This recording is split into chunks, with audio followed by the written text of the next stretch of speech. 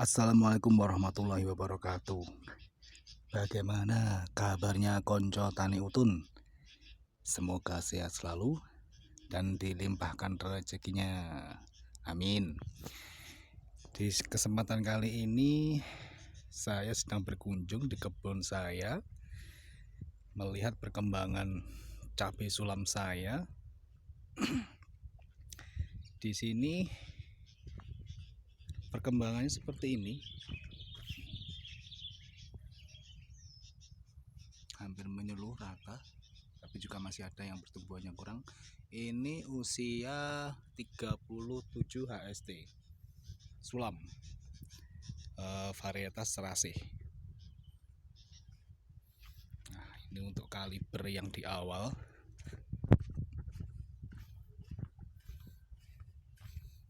Banyak sekali bunganya, bakal buahnya, tapi terserang virus kuning. Ini yang kaliber yang di hari awal, sangat lebat sekali buahnya.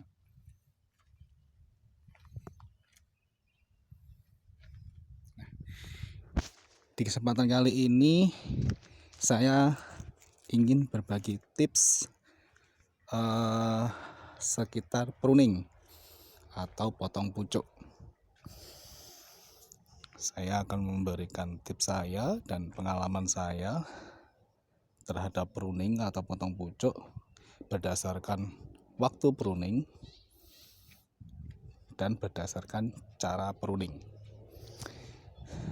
Nah, untuk pruning sendiri adalah di mana kita memangkas dari pucuk daun dari batang utamanya dengan tujuan memperbanyak atau mempercepat pertumbuhan tunas-tunas airnya, dengan harapan ketika kita mendapatkan banyak tunas air yang berkembang, banyak cabangnya, sehingga kita mendapatkan hasil produksi yang banyak. Akan tetapi juga harus diimbangi dengan pemupukan yang tepat, sehingga hasil dari pembungaan, pembuahan, hasil produksinya jadi baik. Nah, pruning itu sendiri seperti itu tujuan dari pemruningan. Untuk cara pruningnya, kita potong pucuk dari batang utama ya, dari batang utamanya seperti ini. Kita potong seperti ini. Nah, ini lagi kita potong pucuk seperti ini. Nanti tunas-tunasnya ini akan tumbuh. Itu cara pruningnya. Nah, untuk waktunya itu jika dilakukan di musim kemarau itu akan lebih baik dan lebih aman, karena ketika kita melakukan potong pucuk di musim kemarau itu lebih aman karena tidak terkena air hujan, sehingga mengurangi resiko kematian dari cabai ini. Kenapa? Karena ketika kita potong pucuk, di sini akan ada luka. Nah, sehingga luka ini ketika ada air hujan yang sifatnya asam bisa mengakibatkan pembusukan. Itu pengalaman saya, sehingga cabainya mati. Sehingga lebih tepat pruning itu dilakukan ketika musim kemarau. Kalau musim penghujan sebaiknya tidak dilakukan pruning. Nah, itu dari waktu yang pertama. Dan yang kedua, saya tidak berdasarkan umur dari cabai ini, tetapi saya berdasarkan di mana jumlah daun dari batang utama itu biasanya minimal saya ambil 6 atau 8. Jadi seperti ini. Ini adalah batang utama. Ketika dia sudah berdaun 1, 2, 3, 4, 5, 6, saya potong. Atau sudah terlihat muncul tunas-tunas seperti ini. Ini baru saya bisa melakukan pruning, bukan berdasarkan usia dari cabai itu. Ini kalau saya pruning sudah terlambat sepertinya memang. Meskipun masih usia 30-an hari, tapi di sini cabangnya sangat banyak sekali. Di batang utama ini adalah batang utama. Cabangnya kita hitung 1, 2, 3, 4, 5, 6, 7, 8, 9.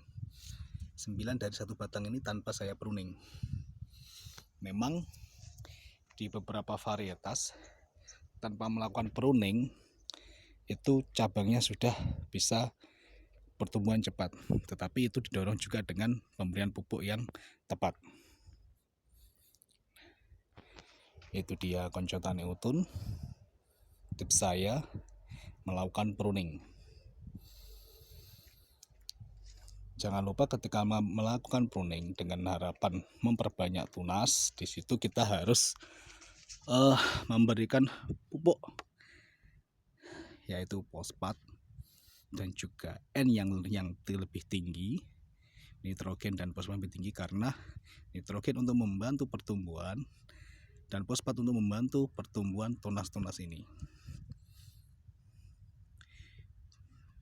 Jika musim kemarau lebih baik menggunakan fosfat atau nitrogen yang sifatnya fast release. Ya, bisa menggunakan seperti Ultradap atau MAP atau sejenisnya yang memiliki kandungan hara N dan P yang tinggi, sehingga membantu percepatan dalam pertumbuhan tunas dan batang. Jadi ketika pruning juga diimbangi dengan pemupukan yang tepat juga.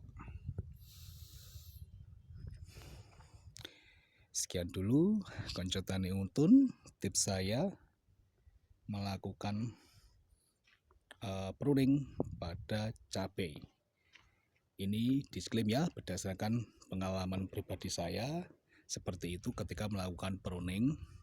Jadi jika ada dari teman-teman yang tidak sama seperti yang saya sampaikan, itu kembali kepada pengalaman dari kita pribadi. Di sini saya hanya sekedar sharing pruning yang saya lakukan biasanya. Sekian koncotan Eutun, semoga bermanfaat dan terima kasih.